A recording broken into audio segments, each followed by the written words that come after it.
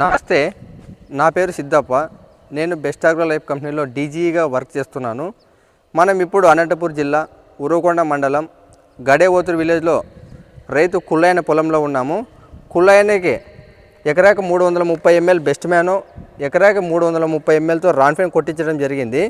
కొట్టక ముందు ఏ విధంగా ఉంది, కొట్టిన తర్వాత ఏ విధంగా ఉందో అన్న మాటలోనే తెలుసుకుందాం. నమస్తే అన్న. నమస్తే అన్న, మీరు బెస్ట్ మ్యాన్ రాన్ఫెన్ కొట్టారు కదా, కొట్టక ముందు ఏ విధంగా ఉందన్న? మేము కొట్టక ముందు తెల్లదోమ, పచ్చిదోమ, ఎర్రనల్లి, బ్లాక్ ట్రిప్స్ దండిగా భారీగా ఉన్నాయన్న దీంట్లో. ఓకే. కొట్టిన తర్వాత వారం 5 రోజులకినా ఈగుర్లు కూడా బాగా నీట్గా వస్తున్నాయి, ఫ్లవరింగ్ బాగా వస్తుంది, ఈ సైడ్ పంగులు కూడా బాగా వస్తున్నాయన్న.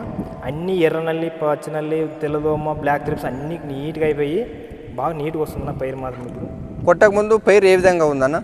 నాకు కొట్టక ముందు అంతా గుళ్ళు బింగితో ఉందన్న. కొట్టిన తర్వాత ఒక వారం అట్లా ఇడిసేనా బాగా నీట్గా ఫ్లవరింగ్, ఈగర్లు కూడా బాగా నీట్గా వస్తున్నాయినా, సైడ్ పంగులు కూడా బాగా వచ్చాయి. ఓకే. పచ్చదోమ, తెల్లదోమ, బ్లాక్ ట్రిప్స్, ఎర్రనల్లి బాగా క్లియర్ అయిందని చెప్తున్నారు. క్లియర్ అయిపోయినాయి. రైతులు ఎవరైనా వాడచ్చా దీన్ని? వాడొచ్చినా బాగుంటుంది. మీరు ఏమని చేస్తారు రైతులకి?